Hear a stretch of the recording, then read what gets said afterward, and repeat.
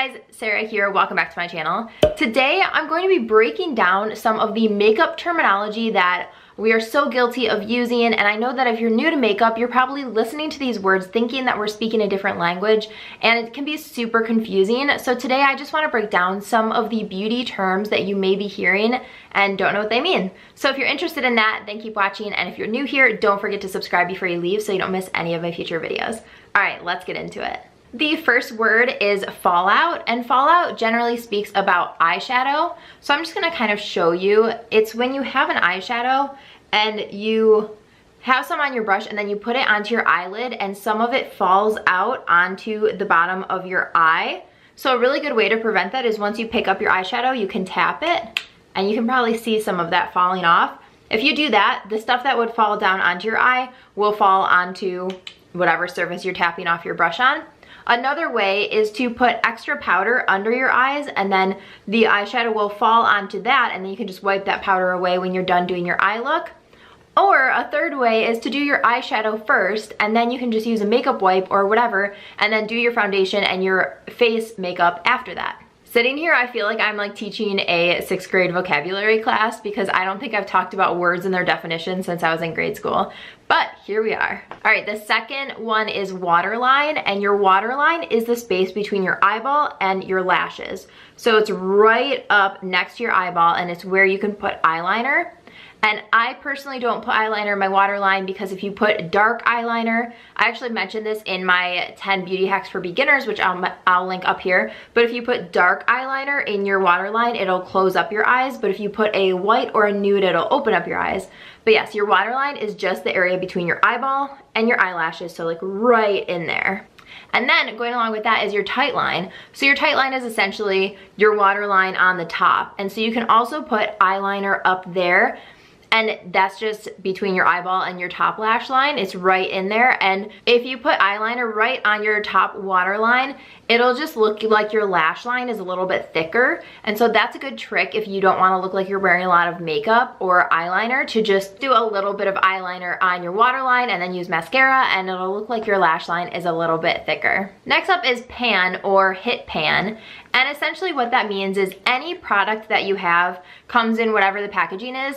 And if you hit pan, it means that you've used enough of the product that you can see the packaging underneath. So on this product, you can definitely tell that I've used up most of it because you can see a lot of the pan. Another popular word is depot.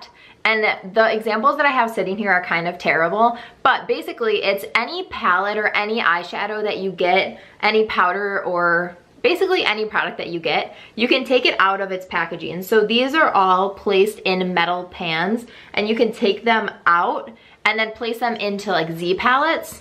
So this is an eyeshadow that actually is already, it's just a single eyeshadow, so it doesn't need to be depotted. It's already in its form that you would put it into a Z palette.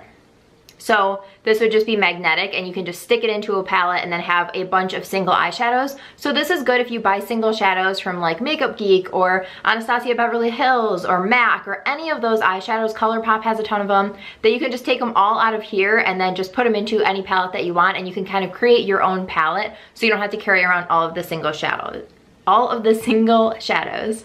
Double cleanse. This is one that I kind of get asked about a lot because people think that everyone just washes their face twice, which essentially that kind of is what it means. But to double cleanse means to use an oil cleanser or a micellar water, or it's kind of like the Clinique Take the Day Off Balm. I also like Dermalogica Pre-Cleanse. All of those are just oils that you massage into your skin and the oil breaks down all of the makeup, then you rinse it off your face and technically your face is clean, but it's really good to use an actual cleanser as well.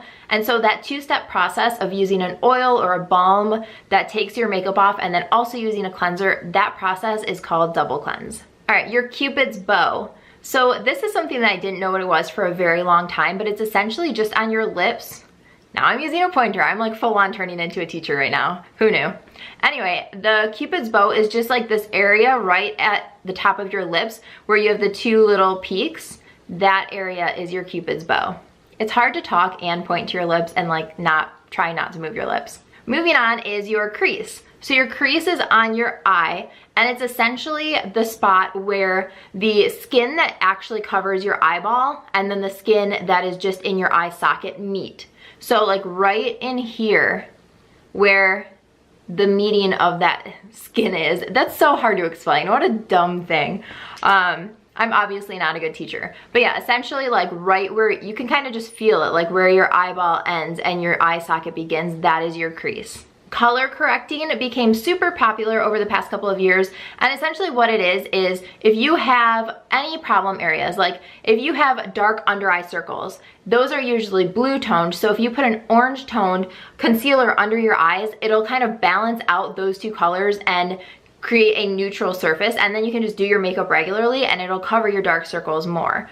Or if you have acne or redness, you can put on a green color and the red and the green cancel each other out, and then you can do your makeup per normal and everything is canceled out and looks gorgeous.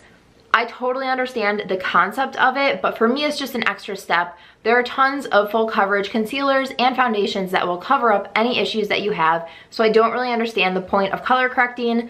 I get that it's kind of a fad, but I'm not on board with it. But if you want to do it, all the power to you. Finely milled pertains to powders, and it's essentially how small the particles in the powder are. So if you have a powder and you have it on your finger and you can't feel the particles, it feels almost buttery and soft, that is very finely milled. But if you can rub your fingers together and kind of feel the grits of it, that's not finely milled. And basically, if the powder is finely milled, it'll lay more flat on your face and you can build it up without looking cakey. Which takes me to another word, cakey.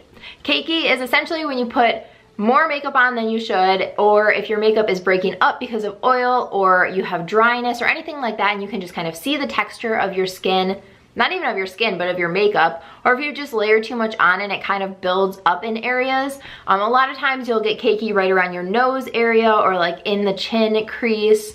Just areas like that, your makeup will end up looking like you've put too much on. That's what cakey means. Last but not least is oxidized. This pertains mostly to foundation. I suppose it could be for concealer too, but mostly for cream or liquid products. And this is if you put a foundation on and then it gets darker after it hits the air and is on your face and kind of settles. That's it oxidizing. It's when the oxygen hits it and mixes with the formula of the foundation and then changes the color of it. Basically, foundations that oxidize are not our friends.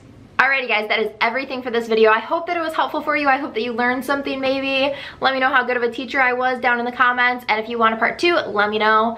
Definitely give this video a thumbs up. Don't forget to subscribe down below, and I will see you in my next one. Bye guys.